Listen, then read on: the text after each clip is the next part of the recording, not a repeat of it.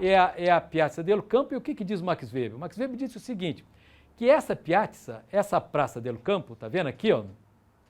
Tá vendo? A piazza em forma de concha, ela é o centro de reunião dos guerreiros e o centro de decisão política. É porque o centro das atividades comerciais portanto, a Piazza del Mercato, ela está atrás do Palácio Público. E aqui, olha, vocês observem, aqui ela é calçada com tijolos, tá vendo? E aqui, esses tijolos, eles são divididos com pedra branca, tá vendo? Aqui você tem pedra branca e o tijolo. De tal maneira que ela é composta, ela é dividida em 9 espigas, 9 compartimentos. Por que 9? Porque 9 eram os governantes de Siena, eram os 9 conselheiros de Siena, certo? Que exercia o poder durante 2 meses, depois eles eram renovados. Quer dizer, você tem uma inscrição no urbanismo da cidade, do equilíbrio político do burgo. É muito interessante, tal. Quer dizer, ela é o centro da política, é o centro o local onde nós decidimos nossa vida coletiva. E aqui não tem nem religião, a religião está lá, está no domo, está lá, e também nem atividades econômicas. Atividades econômicas se realizam atrás do palácio, na Piazza del Mercato. E a Piazza del Mercato, efetivamente, está aqui atrás do palácio, tá certo? Então, tem uma uniformidade urbanística extraordinária nessa praça. Pra vocês terem uma ideia, olha aqui, ó. Aqui é justamente a vista do palácio, a vista da Piazza del Campo, num dos ângulos do palácio. É talvez a praça mais perfeita, eu acho. É muito difícil falar isso, né? Porque vocês vão me perguntar, mas você viu todas as praças? Realmente não vi. Mas eu imagino que é uma das praças mais extraordinárias da história. Olha, nós percebemos aqui essa forma de concha, ali você tem os palácios em torno, há uma grande uniformidade urbanística. Aqui você tem, tá vendo ali, uma fonte, chama-se Fonte Gaia. Essa Fonte Gaia, ela foi construída no século XV, se não me engano foi 1419, que se termina a construção da Fonte Gaia, por um dos primeiros escultores do Renascimento, que é o Jacopo della Quercia. O Jacopo della Quercia é talvez o primeiro escultor verdadeiramente renascentista, né? Ele decorou um túmulo na cidade de Lucca, de uma senhora chamada Hilaria del Careto, e na decoração das esculturas que ele fez para o túmulo de Hilaria del Careto, ele criou o Renascimento. Jacopo della Quercia, que era um artista, era um escultor sienense. Aqui é um palácio que está na praça, é o Palácio Sansedoni. Ele é anterior, coisa curiosa, ele é anterior ao Palácio Público. Está vendo como ele se adapta também ao movimento da praça? Esse Palácio Sansedoni, tal. Nessa praça, aquela corrida anual do Palio, você conhece o Palio? Em que os diversos bairros de Florença disputam realmente corre a cavalo em torno da praça. Eles atiram areia, jogam areia, aí, etc., tal, sobre a praça, e aí você tem o Palio. O Palio começa logo depois da Batalha de Montaperti, em 1260, tal, e continua até hoje, um grande acontecimento, tal. E esse é o Palácio Sansedoni, lindo. Realmente tem mesmo aquelas janelas góticas, tá vendo? Que tem o Palácio Público, tá vendo ali? Aquelas 3 janelas góticas. Aqui, o primeiro grande pintor conhecido de Siena era o Duccio di Bonicenha, tá certo? Ele é mencionado de 1278 a 1318. Você sabe o que significa isso, né? Que a gente não sabe qual é a data de nascimento do Duccio di Bonicenha. A gente sabe que nesse período há documentos que comprovam a presença do Duccio di Bonicenha. E o Duccio di Bonicenha é o primeiro grande pintor conhecido da cidade de Siena. Essa é uma Madonna, chama-se Madonna di Caivoli, que está no Museu do Domo. É uma pintura à têmpera sobre madeira e ela tem todo um diálogo com os ícones bizantinos. Você tem aí as cores simbólicas, não é isso? O dourado para o fundo, o azul para o manto da Virgem, ali não está aparecendo muito azul. Imagina, é uma pintura lá do final do século XIII e tal.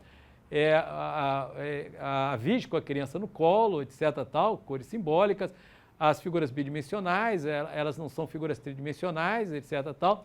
Mas tem uma particularidade, justamente nessas experimentações pictóricas, que a pintura aí será uma pintura à têmpera. E o que é pintura à têmpera? É têmpera sobre madeira. E o que é uma pintura à têmpera? Primeiro, a madeira é utilizada nessas pinturas Percebam que elas têm um diálogo com a arte bizantina, né? Isso está dialogando e eles vão modificar justamente esses padrões pictóricos bizantinos. Eles vão se referir à arte bizantina, aos ícones e vão começar a modificar justamente aquele tipo de pintura bizantina. É por isso que eles darão origem ao Renascimento. Mas a gente conseguia ver as tiras das madeiras. O que eles faziam assim, eles pegavam a madeira, chopo, cortavam em tiras, assim as madeiras nesse sentido. Essa madeira tem que ser absurdamente desidratada, não pode ter água, porque se tiver água, a pintura vai craquelar. Tem que estar absurdamente seca. Tem até uma expressão curiosa que se usa para a madeira seca, que é madeira curada. Você tem que ter uma madeira curada, ela não pode ter água. Tá, então depois, que eles faziam essas tiras, tal, eles colavam as tiras de madeira ou amarravam, tá legal? Um chopo, é uma madeira sequinha, curada, não pode ter água, eu volto a insistir, hein? Porque se tiver, a pintura vai dançar, hein? Ela dança em pouco tempo. Aí eles lixavam, aplainavam, porque se eram tiras de madeira, elas têm que ficar todas na mesma superfície, né? Então eles iam lixando, eles iam efetivamente aplainando, e aí depois eles cobriam, justamente para cobrir as frestas e os poros da madeira, eles colocavam um amido. Eles cobriam, o amido deve ser um grude, não é isso? Para usar uma expressão assim mais vulgar, eles cobriam, deixavam secar, depois que secava eles colocavam o gesso. E aí também deixavam o gesso secar. Depois que o gesso secava, aí eles raspavam, eles aplainavam o gesso, eles iam preparando o gesso para receber a pintura. Aí eles começavam a desenhar as figuras, começavam a desenhar com carvão ou com nanquim, ou com carvão e o nanquim. Eles começavam a desenhar e iam completando efetivamente com o nanquim. Bom, o fundo dourado é pigmento de ouro. Ou você usa pigmento de ouro, ou você usa placa de ouro, não é isso? É o ouro, você coloca o ouro efetivamente sobre a madeira. E a pintura é a têmpera por causa do aglutinante utilizado. O médio que eles utilizam é a gema do ovo. Quando você usa como aglutinante a gema do ovo, é uma pintura têmpera. Têmpera quer dizer, vem da palavra latina, quer dizer misturar, temperar em latim, por exemplo, mistura. Por que é uma mistura? Porque os caras, eles pegavam a gema do ovo, colocavam um pouquinho de água, tá vendo? Misturavam e aí utilizavam os pigmentos tradicionais. Os pigmentos são sempre os mesmos. O que muda efetivamente é o aglutinante. Você pode usar aglutinantes de tipos diferentes, tá certo? Então, os caras, eles molhavam o pincel na gema do ovo, por isso que é a pintura têmpera. Aí eles iam para a paleta ou prato com os pigmentos, passavam o pincel no prato e iam colocando sobre a madeira. Então, é têmpera sobre madeira.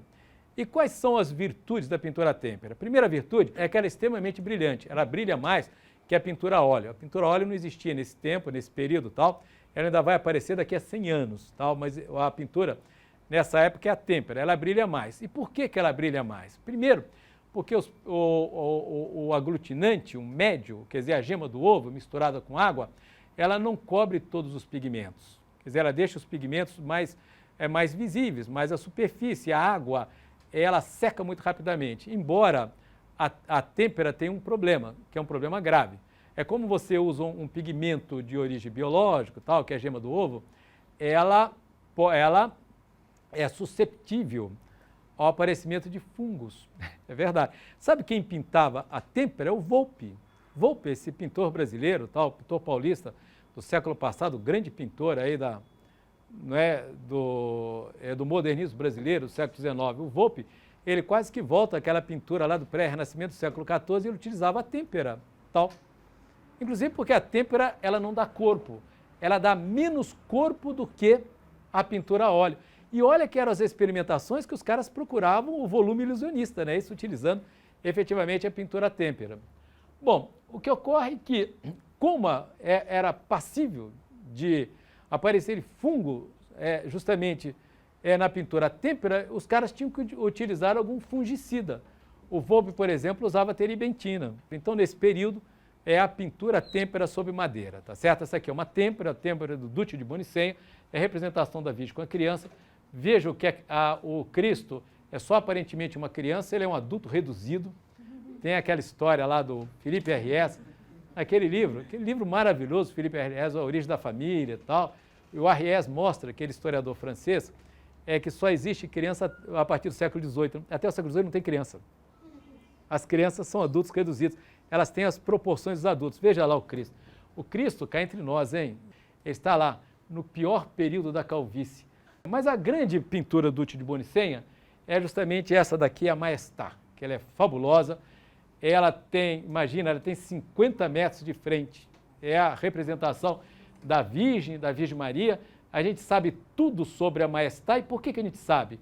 É porque quando foi encomendada a Maestá ao Duque de Bonicenha, houve uma expectativa na cidade de Siena quando que ele terminaria a Maestá, tá certo? Então, ele começou a trabalhar na Maestá em 9 de outubro de 1308 e terminou em 9 de junho de 1311, porque quando ele termina, a Maestá sai do seu ateliê, ela é imensa, ela tem 50 metros, colocaram a Maestá sobre uma carruagem, ela desfilou nas ruas de Siena e ela foi colocada no altar do Domo, da igreja de Siena. Atualmente ela está no Museu do Domo, no Museu da Ópera do Domo. Ela é uma pintura que dialoga, sem dúvida, com o ícone bizantino, ela tem um fundo dourado. A Virgem está sentada no trono, quase como se fosse uma página de livro aberto, tá vendo? Ali é uma referência ao Domo, tal, a igreja de Siena, etc., tal, que era construída de mármore. E ela está cercada por anjos, por santos. Ela é o eixo simétrico da composição. É uma pintura bidimensional. Olha, a padroeira de Siena era a Virgem, era a Maestá, e por essa razão ela não é simplesmente uma entidade religiosa, ela tem também um traço, uma característica cívica, ela tem uma função política. Né? Os sienenses atribuíam a vitória deles contra os florentinos em Montaperte à proteção da Virgem. Ela tinha uma predela e tinha também uma decoração no alto. Grande parte da predela e da decoração no alto da Maestá ela se perdeu. Mas o grande lance da Maestá é, sem dúvida, o verso da Maestá, que são esses compartimentos, tá vendo? Esses pequenos quadrinhos, tal, que relatam a paixão de Cristo. Aqui você tem um painel completo, tá vendo? Aqui, ó, tal, entrada de Cristo em Jerusalém, aqui a última ceia, aqui é a cerimônia do lava-pés, aqui é o pacto de Cristo com seus discípulos, aqui é o Judas que se encontra com as autoridades, ele vai entregar Cristo. Aqui é o Cristo no Jardim das Oliveiras. Aqui é a traição de Judas, que tá legal. E aí Cristo é levado às autoridades, primeiro as autoridades do Sinédrio, religiosas, depois as autoridades romanas, depois ali começa a flagelação. O grande painel, esse painel central aqui, ó, que essa cruz se levanta, tá vendo?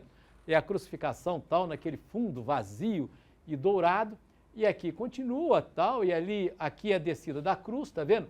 Ali a deposição de Cristo no túmulo, tal, aqui Cristo encontra, aqui é o túmulo vazio, aqui Cristo encontra com Maria Madalena, no jardim que se chama Noli Me Tangere, que é um dos momentos da representação da pintura cristã, do Ocidente, não é isso? Que a Maria Madalena tenta tocar no seu corpo, ele fala, não me toque, porque ainda não voltei ao reino do meu pai. Chama-se Noli Me Tangere, e ali muito bonito, Maria Madalena de vermelha, tá vendo? E o Cristo ali naquela posição esquiva, tal, porque ela efetivamente quer tocá-lo. Bom, como é que nós poderíamos interpretar isso? É claro que nós poderíamos interpretar cada quadrinho tomado, cada compartimento tomado isoladamente, ou nós podemos, porque é uma narrativa, não é isso? É uma história, a história está sendo relatada. Nós podemos ver a correspondência de cores entre os quadrinhos e a correspondência de linhas entre os quadrinhos. E nós podemos também analisar cada quadrinho isoladamente. Tá legal? Tudo é uma pintura à têmpera. Claro que no século XV, os renascentistas, o Léo Batista Alberti, por exemplo, vai fazer uma crítica a esse tipo de pintura do século XIV, que ele vai dizer que a relação entre as figuras e o espaço, e as figuras e o espaço arquitetônico não é proporcional, que essas figuras não caberiam dentro desse espaço. Pois é claro que essa é uma crítica renascentista ocorrida lá no século XV, tá certo? Bom, é realmente extraordinário, tem esse fundo dourado, etc. tal, tem aquele diálogo com a arte bizantina, e o grande painel central, que é a crucificação de Cristo, tá vendo? É a cruz que sobe justamente ali naquele espaço dourado, naquela solidão do fundo, etc. tal, e Cristo que divide a humanidade em duas partes. Uma que está à direita dele, que é basicamente ela é tocada pelo sangue que sai de um dos seus lados, é uma humanidade santificada, está vendo aqui à esquerda, tem a Virgem Maria, Maria Madalena de vermelho e tal, e aquela humanidade enfurecida que efetivamente está à esquerda de Cristo. Então, ele está representando também aquela passagem bíblica, segundo a qual, no momento exato da morte de Cristo, houve um grande tremor de terra, está vendo? Ali e tal.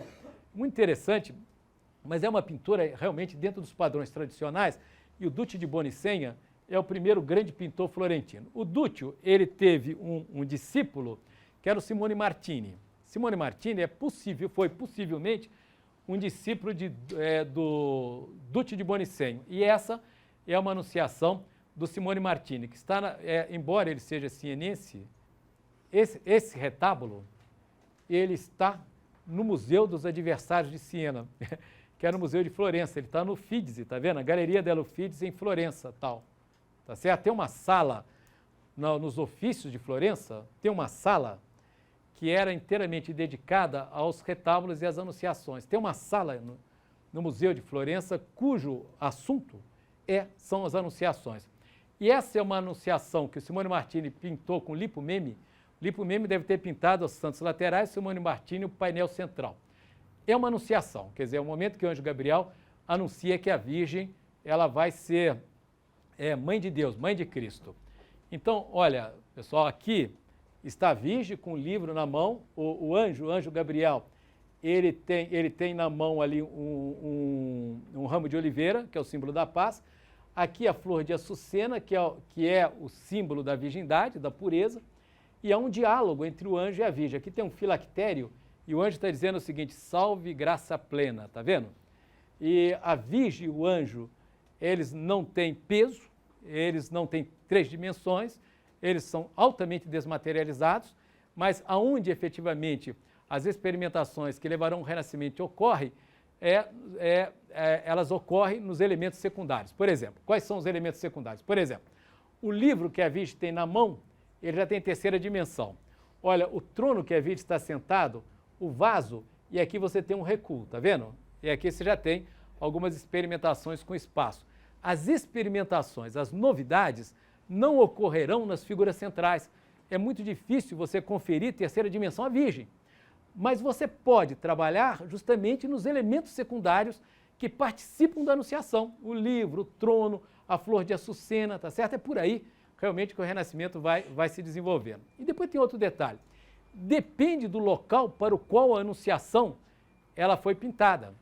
Se o Duccio de Bonicenha ou o Simone Martini, se eles fizerem uma pintura para se colocar no palácio público, mesmo que seja uma pintura religiosa, eles terão mais liberdade de modificar com uma pintura que é dirigida à igreja, ao altar, a uma capela, tá certo?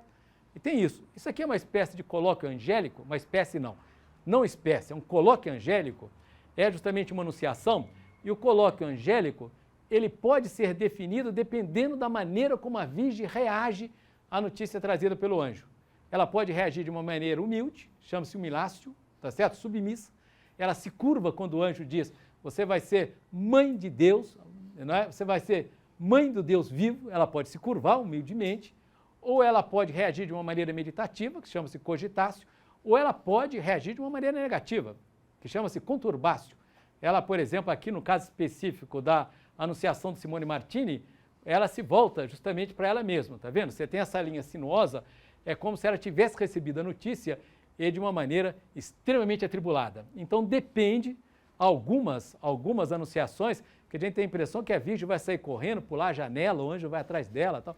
Veja que tem arcos góticos ali na armação em cima, tá vendo? É toda uma referência ao gótico, e aqui no centro também é uma representação do Divino Espírito Santo, que é outro componente da anunciação.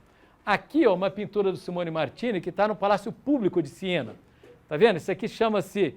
Se lembra daquele palácio que nós vimos de fora? Agora é uma sala de dentro, chama-se Sala do Mapa Mundo, porque tinha um mapa mundo aí pintado por Ambrogio Lorenzetti. E aquela figura lá, ó, é do Simone Martini, olha, é uma virgem com a criança.